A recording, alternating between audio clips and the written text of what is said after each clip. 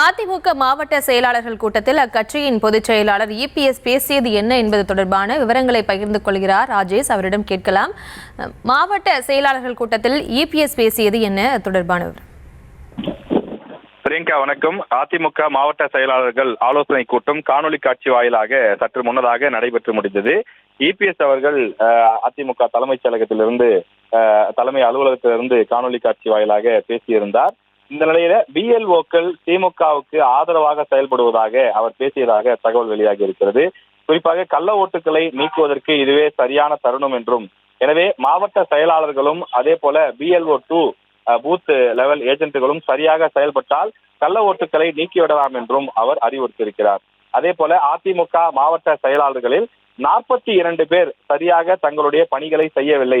மொத்தமாக 82 பேர் இருக்கக்கூடிய சூழ்நிலையில அவர்களில் 42 பேர் தங்களுடைய பணிகளை இன்னும் முறையாக செயல்படவில்லை. அந்த மாவட்ட செயலாளர்கள், நீங்கள் உங்களுடைய அந்த பணிகளை கவனமாக செய்யுங்கள், இன்னும் பணிகளை வேகப்படுத்துங்கள் என்று அவர் பேசியதாக தகவல் வெளியாகி இருக்கிறது.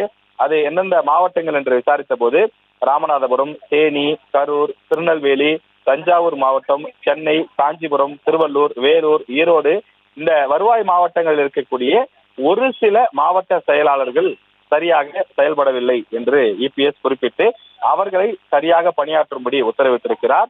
மேலும் டிசம்பர் 4ஆம் தேதி வரை மாவட்ட செயலாளர்கள் அவர்களது மாவட்டத்தை விட்டு வேறு எங்கும் செல்ல வேண்டாம், முழுமையாக எஸ்ஐஆர் பணிகளில் கவனம் செலுத்துங்கள், உங்களுக்கு கீழ் இருக்கக்கூடிய அதிமுக நிர்வாகிகள் இந்த பணிகளை சரியாக செய்கிறார்களா என்பதையும் நீங்கள் கண்காணிக்க வேண்டும் என்றும் உத்தரவிட்டிருக்கின்றார். எனவே இன்றைய தினம் நடைபெற்ற அந்த ஆலோசனை கூட்டம், சுமார் 2.5 மணி நேரம் நடைபெற்ற இந்த ஆலோசனை கூட்டம் முழுக்க எஸ்ஐஆர் பணிகள் குறித்து நடைபெற்றதாகவும், இந்த எஸ்ஐஆர் பணிகளை சரியாக செய்தாலே அதிமுக எளிதாக வெற்றி பெற்றுவிடும், எனவே பொதுமக்களுக்கு தேவையான உதவிகளை செய்யுங்கள், இந்த படிவங்களை நிரப்புவதில் ஆரம்பத்தில் சில குழப்பங்கள் இருந்தது, ஆனால் தற்போது குழப்பங்கள் எல்லாம் தீர்ந்து விட்டது, எனவே படிவத்தை நிரப்ப தெரியாத பொதுமக்களுக்கு நீங்களே அந்த படிவத்தை பூர்த்தி செய்து கொண்டு சென்று உரிய அதிகாரியிடம் ஒப்படையுங்கள், அந்த பணிகளை முழுமையாக கவனியுங்கள், அரசு அதிகாரிகள் சில பேர் திமுகவுக்கு ஆதரவாக செயல்படலாம், அப்படி ஒரு சூழல் இருந்தால் அவற்றையும் கண்காணியுங்கள் என்று இபிஎஸ் தன்னுடைய மாவட்ட செயலாளர்களுக்கு உத்தரவிட்டிருப்பதாக தகவல் கிடைத்திருக்கிறது.